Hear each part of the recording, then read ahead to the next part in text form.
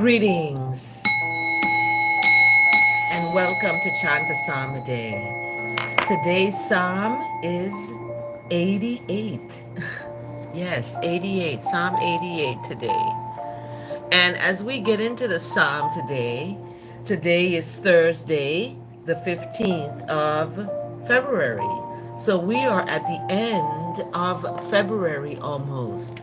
And it is going to be hard for me. I'm going to tell you now because February is the month when my son was found in a Motel 6 in California, deceased. And he was found on the 28th of February. So as it gets closer, it's going to be hard for me.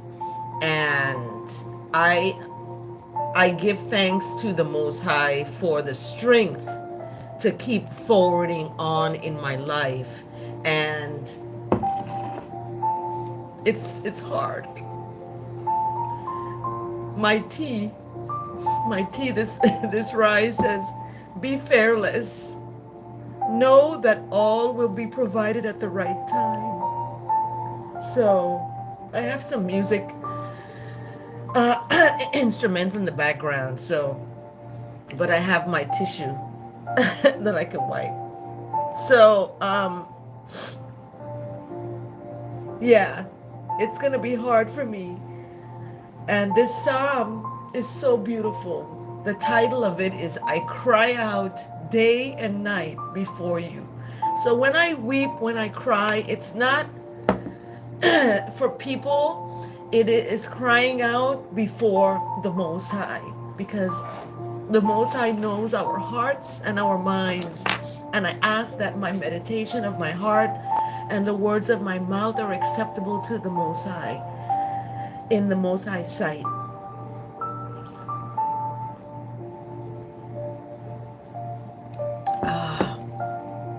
So I'm thankful that I could be able to live and talk about my son who passed and still adore the Most High and still give the Most High all the thanks and still talk to the Most High.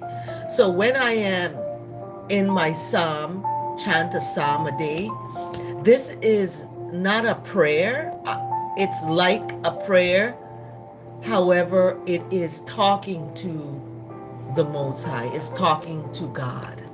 And that's what ultimately, when you read the word, you are doing that. I'm lighting up my holy wood, Isla.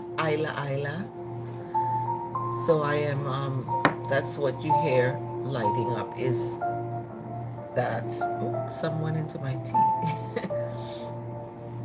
The holy wood.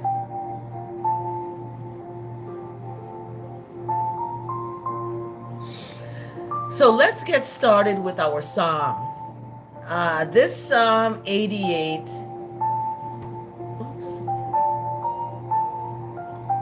This Psalm 88 has 18 verses. So we're gonna get going with it now here.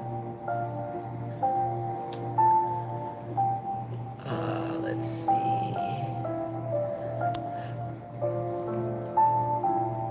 So Psalm 88. Today's the 15th. So if you want to look at the 15th Psalm today, who shall dwell on Jaila hill, or who shall dwell on your holy hill?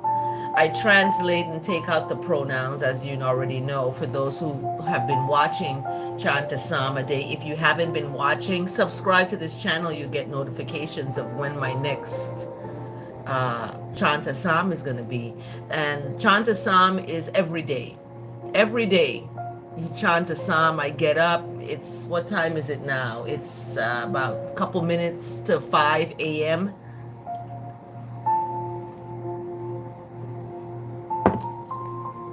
And self-care is important.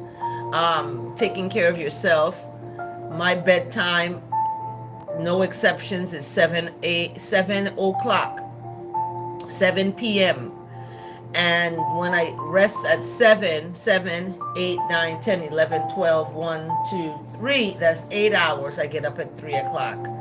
If I go to bed at 8, I get up at 4 o'clock. So I went to bed like a little bit after 7.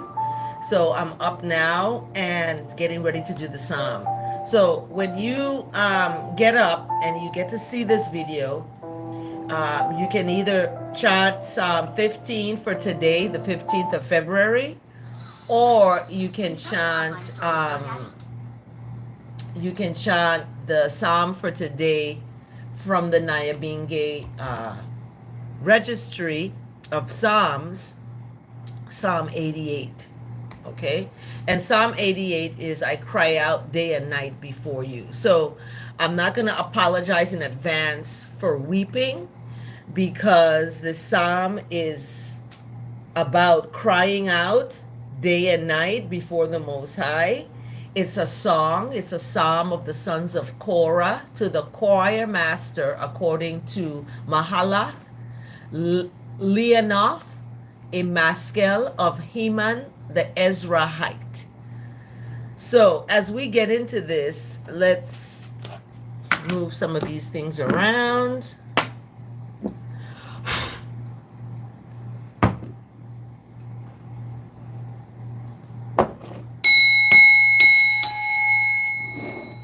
And let's get started.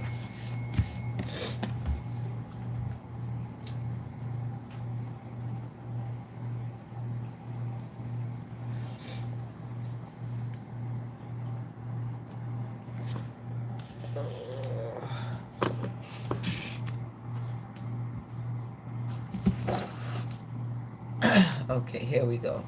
I think I'm set up now. So let's get started. Psalm 88. I cry out day and night before the Most High.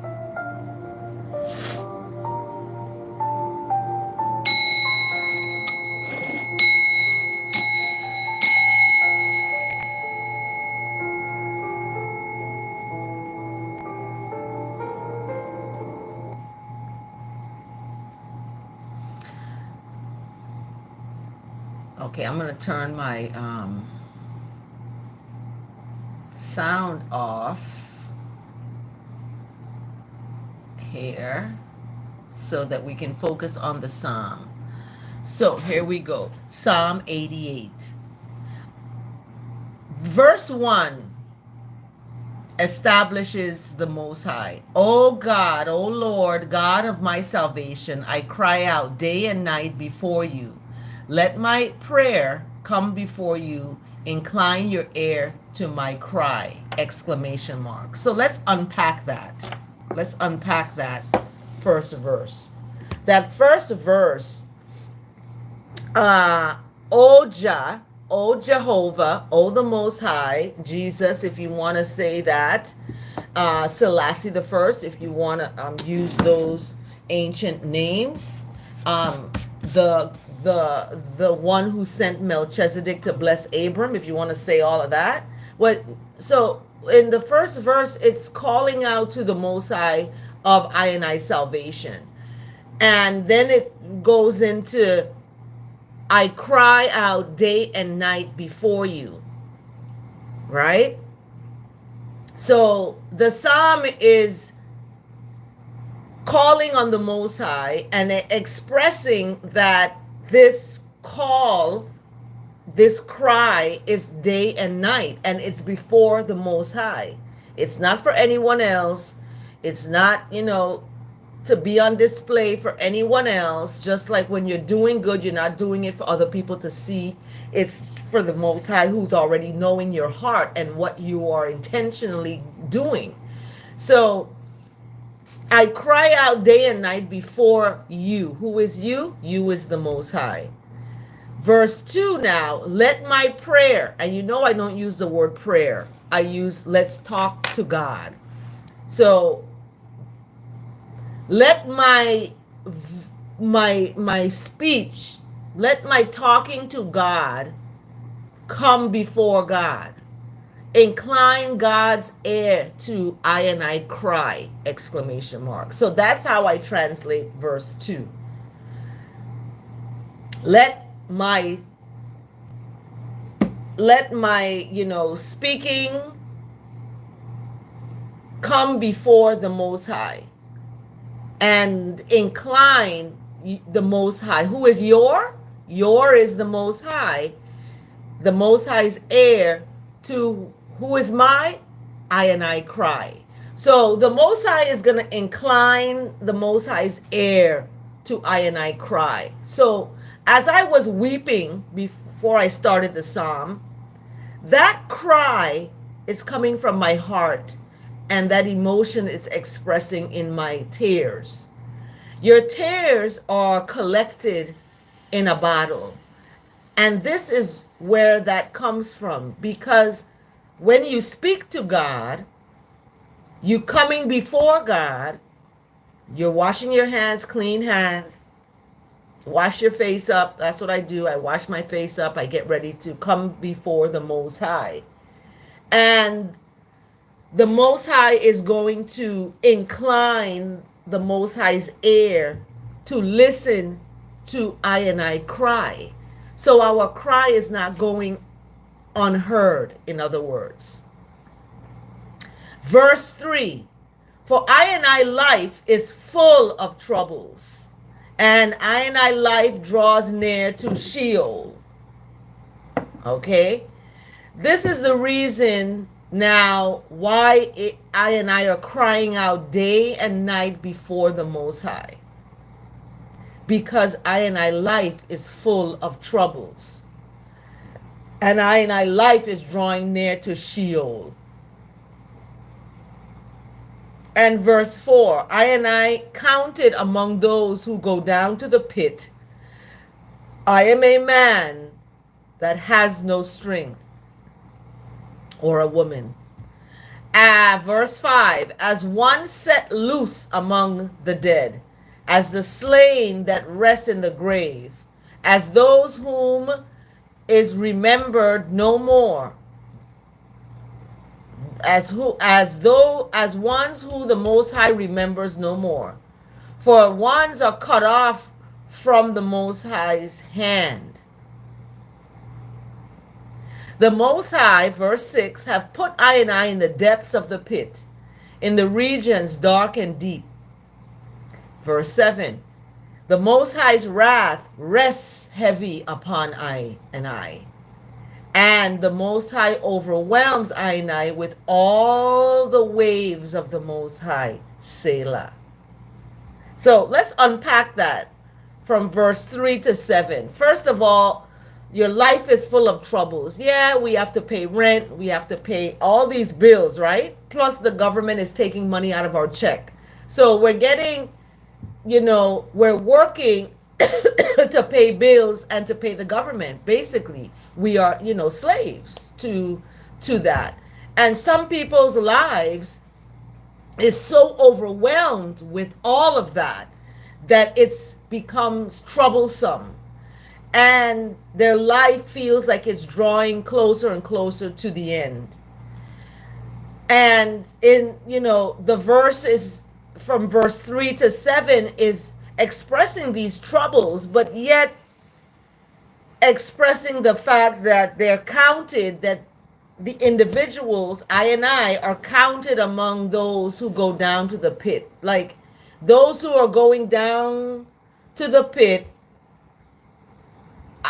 I and I am counted as those. Like, whoa, wait a minute.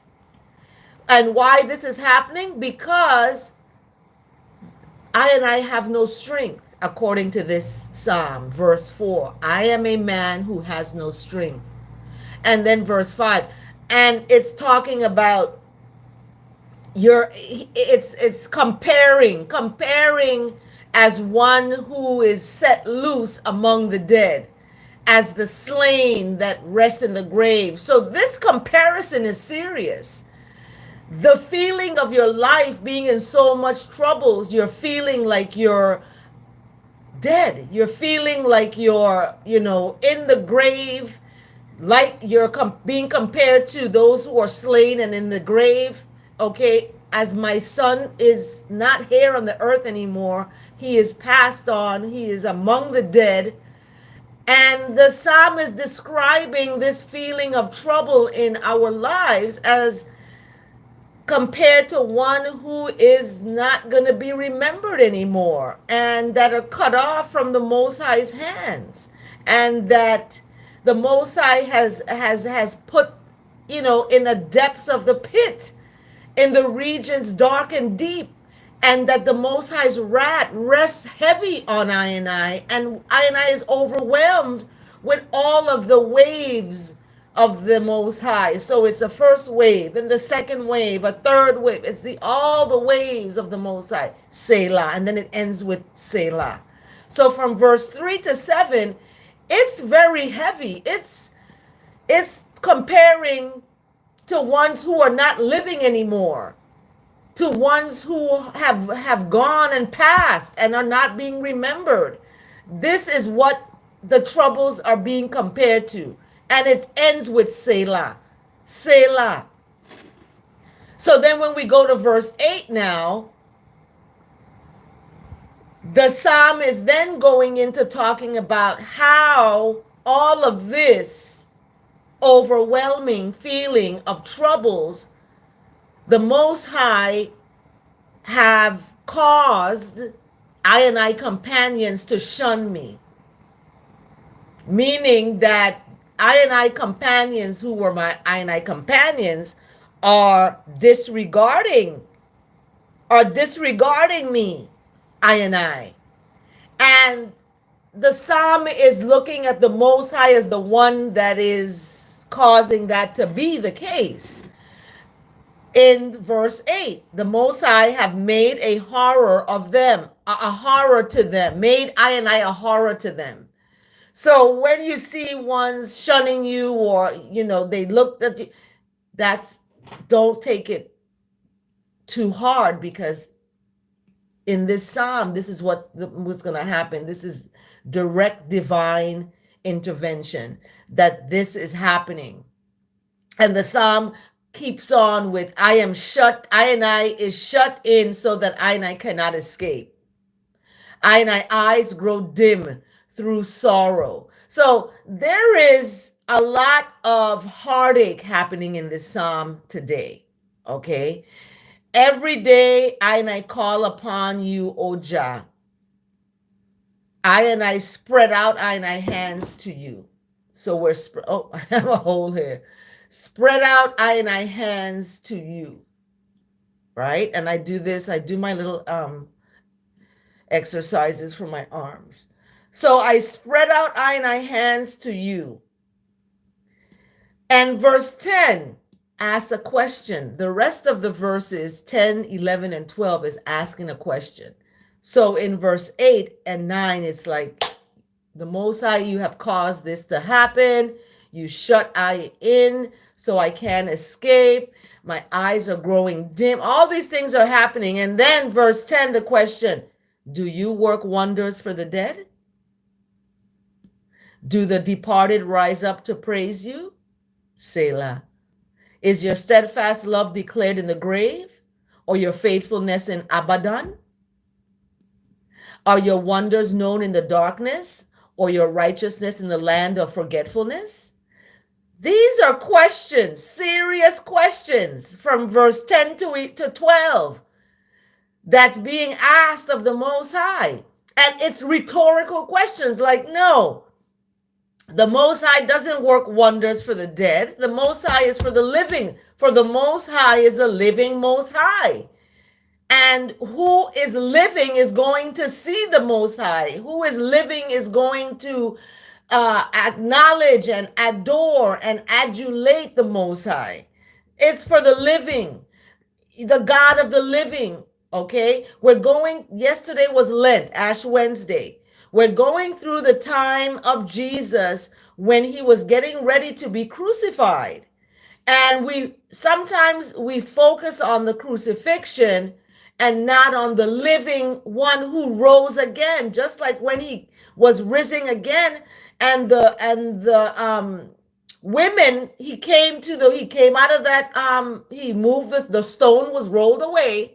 Okay, the stone was rolled away, and the stone was refused by the builder. He is the stone the builder refused, but it was rolled away, and he was revealed as the living Almighty.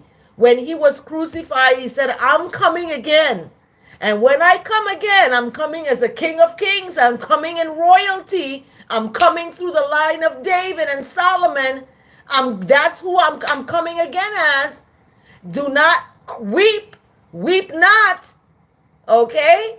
For behold, I am the I am. You cannot kill me. I am the God of the living. All right? And that's what I kept telling my son. I said, please live. That is the way you're going to have a relationship with the Most High, is when you live for righteousness, do good, Surah Dokna, because you don't want to be part of the dead. Because in Psalm 88 today, verse 10, 11, and 12 is asking questions. Does the Most High work wonders for the dead? Does the departed rise up to give worship to the Most High? Selah. Is the Most High steadfast love declared in the grave? So when you go to the grave to put flowers on the grave, the Most High is not there. The Most High is with the living. It's written that the Most High is going to judge the living and the dead. But the Most High lives. So we have to live. It's hard when people have passed on and they're in the grave. But we have to pick up ourselves and we have to follow Christ. Remember, one of the disciples of Jesus said, my uncle passed. I have to go to see my uncle. You know what Jesus told him? Jesus said, let the dead bury the dead. Pick up your cross and follow me. So that is what this verse 10, 11, and 12 is speaking of. Pick up yourself and follow Christ. We can never forget our loved ones who have passed. They're with us in our hearts. We can't hold them, feel them with our humanness. But we have a righteousness that's inside of us that will always keep them near us. Always. Whether we are outside the flesh or we are in the flesh, in the body. It's written that in order to be with God, you have to be separate from the body. And what does that doesn't mean you have to be dead to be with God. It means that you have to realize that it's righteousness over your flesh, irids over flesh. So when you live from that place of irids over flesh, you are going to see God. You don't have to die physically in your body to see the Most High. So being absent from your body is being present with God. Being absent from your body is not dying and leaving your body and being absent from it to be with God. Being absent from your body is being absent from the things of the flesh. The things of the flesh. That is what being absent from your body is. It's being absent from the things of the flesh. That is low. That is a low energy. That's why it's written, seek for what is above, not for what is below. So, these are rhetorical questions, right? Is the steadfast love of the Most High declared in the grave? or faithfulness in, Abaddon, in these places of the dead? Are the wonders of the Most High known in depression and despair? Or the Most High's righteousness in the land of forgetfulness? No. The answer to these questions are no, no, no, no, no. And then in the psalm, it, asks these questions, but then it keeps on. What is I and I supposed to do? I and I, oh Jah, cry to you. Cry to you. In the rise, I come to talk to God. That's what it's written in verse 13. But I, O Lord, cry to you. In the morning, my prayer comes before you. Now, I don't speak prayer. I speak talk. Come and talk to God. In the rise, I come and before the Most High. I speak to the Most High. That's what in the morning my prayer comes before you means. In the rise, I speak to God. And then verse 14, O Jah, O Christ, O Jehovah, O Selassie the First, O Jesus, whatever you want to call, whatever your relationship is, that is what you place there in verse 13. But I, O Jah, cry to you. In the rise, I come and speak to you. O Jah, why do you cast I and I life away? Why do you hide Jah face from I and I? Verse 15, afflicted and close to death from I and I youth up. I suffer the terrors, I and I helpless. The wrath of the Most High has swept over I, and the dreadful assaults destroy I and I. Ones surround I and I as a flood all day long. Ones close in on I and I together. O Jah, have caused I and I beloved and I friend to shun I and I companions have become despair.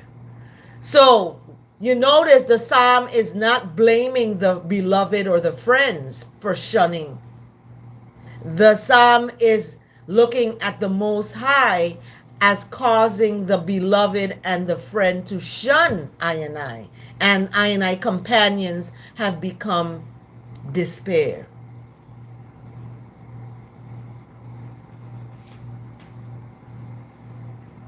So, and I'm doing this with my arm because I was walking my dog yesterday and he pulled and he ran and I pulled the leash and this arm got thrown out of place or something. But anyway, when we look at this psalm today, it is a very, very powerful psalm because it's asking questions to the Most High. It's rhetorical questions. My tea is already cold. I cannot stay hot. So when we look at this psalm today, I cry out day and night before you, before the Most High. It touches me because I have a direct, coordinated familiarity with this psalm. And in summary, in summary of the psalm, this psalm is about looking at our lives and looking at those who have passed. Everyone out there knows someone who has passed, either a friend of a friend or someone who's no longer here. And the psalm is talking about that. It's talking about those who, it's comparing the troubles of this life in terms of comparing it to those who have passed, and the feeling of going down into the depths of the pit. And the psalm is talking that the Most High is the one who is, putting these ones into the depths of the pit, in the regions dark, despairing and deep. And the only one that can take us out of that is the Most High, because the Most High is the one who has put us there. So we can't blame Peter, Paul, and Mary. We can't blame, people for not talking to us, not calling us, not reaching out to us, because it's written that we're going to be shunned, that in verse 8, the Most I have caused my companions to shun me and have made I a horror to them. So my companions, who were my companions, do not speak to me. This is happening for real. I have been made to become a horror to such companions. And my eyes grow dim through sorrow, as you can see. And every day I call upon the Most High. I spread out my hands to the Most High. And then comes the questions. Then comes the questions. And the question keeps on from verse 10 to 12. And then in verse 13 now to 18, as we end the psalm, it's keep on talking about, I'm going to still cry to you, Most High. I'm going to weep to you. And when we are weeping, we're not weeping because we, something about us is missing. We're weeping to the Most High for mercy, and it's similar to when you're crying on the shoulder of a friend, right?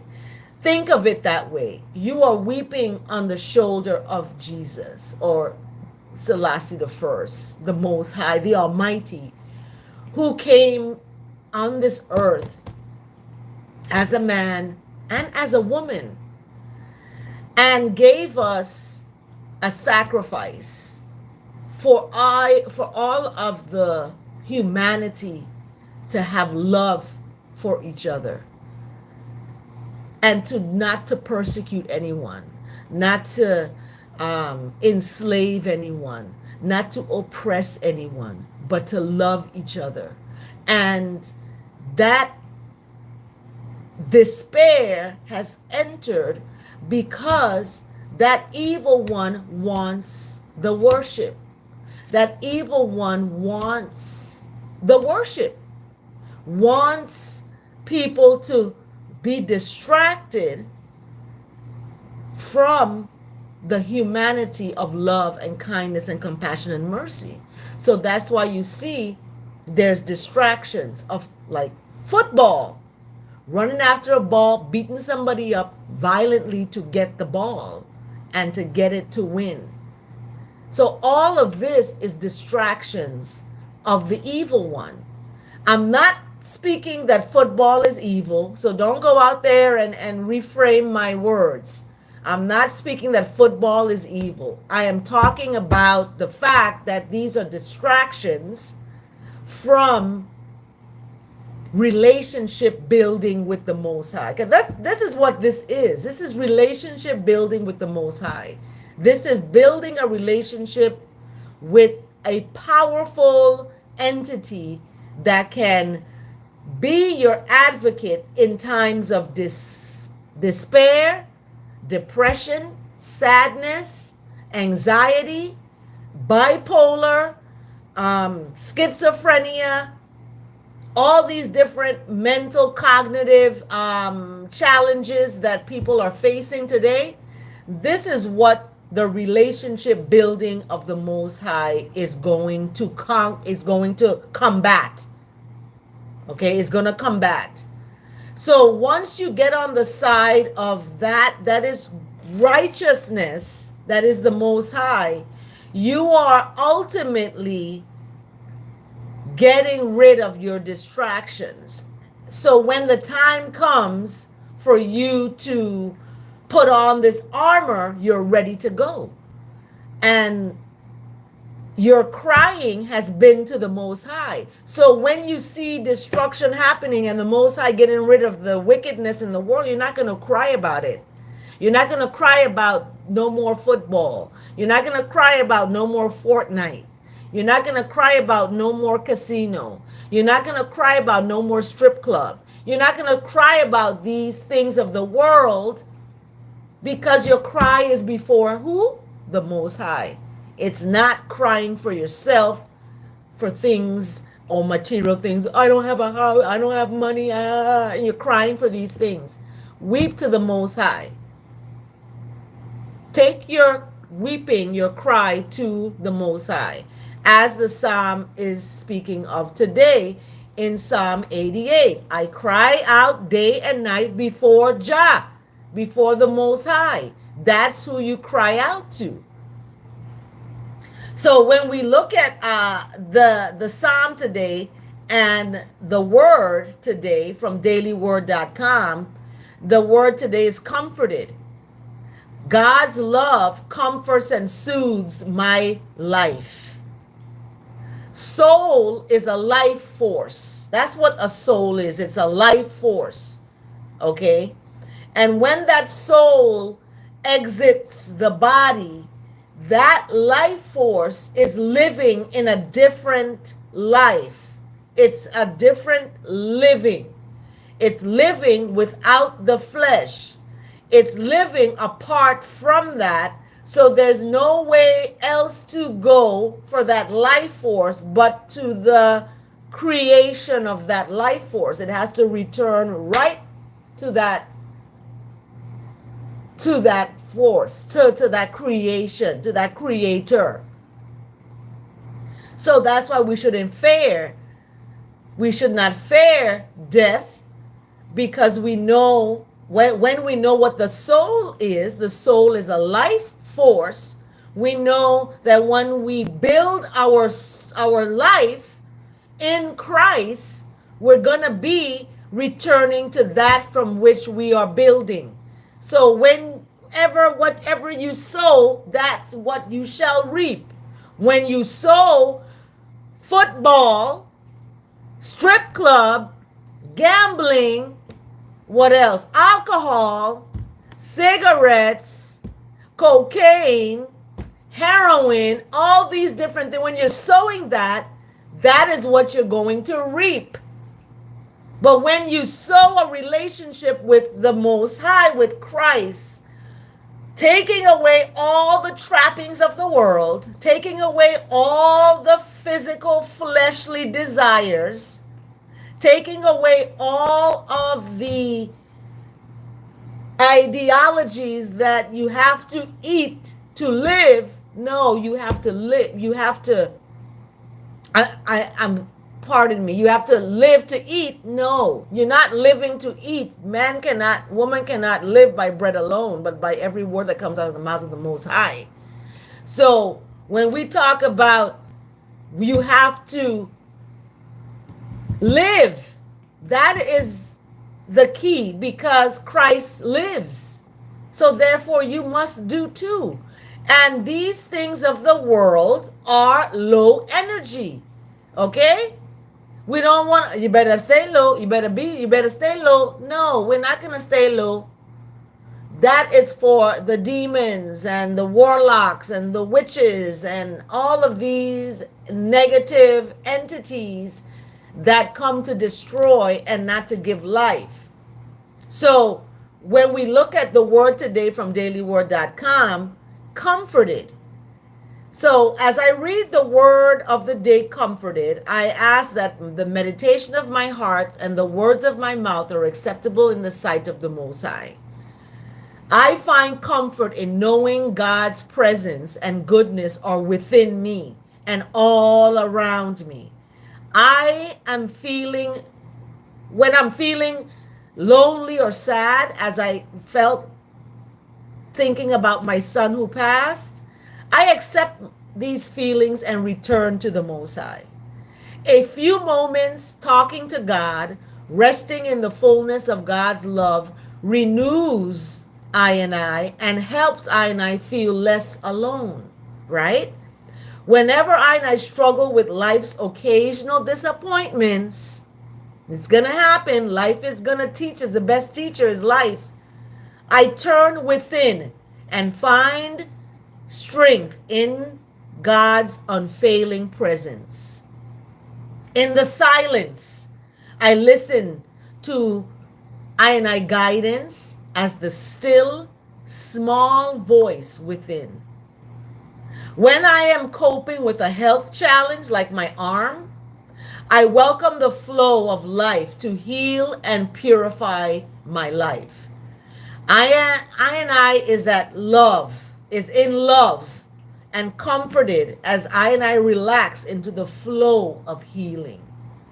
I am grateful for the love of the Most High as healer and comforter.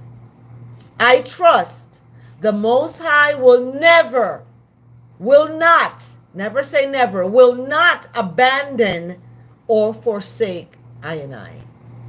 The love of the Most High is within I and all around I.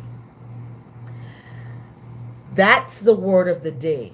Now it's supported by scripture, and today's scripture supporting the word of the day is Isaiah 66 verse 13.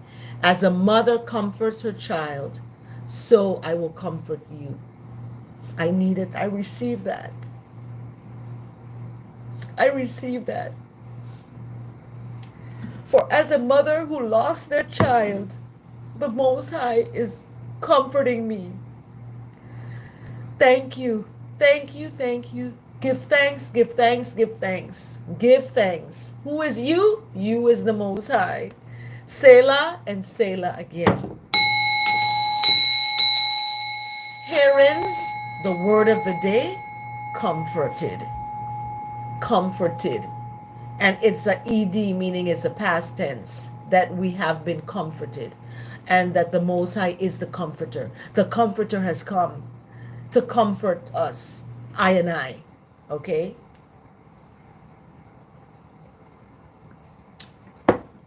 So thanks so much for joining the Psalm for today, Psalm 88. That's the Psalm today, Psalm 88. I cry out day and night before Jah. Thank you so much for joining this Chant a day. Go out there and comfort someone. Comfort someone today. And know that you are comforted. And know that whatever you reap, whatever you sow, you're going to reap. So when you sow comforting, you're going to reap that. So always remember that the Most High is love, kindness, mercy, and grace. Go out there and show that. Thank you so much for joining the Chant a Psalm today. I have to get ready for work, and I will see everyone on the next Chant a Psalm a day, where we will be looking at translating the psalm into words of liberation. Okay.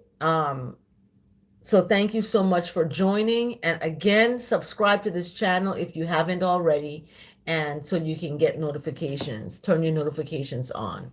Thank you, and do have a brilliant, blessed, beautiful, fun, fulfilling, and wonderful Thursday, February 15th. Selah and Selah again.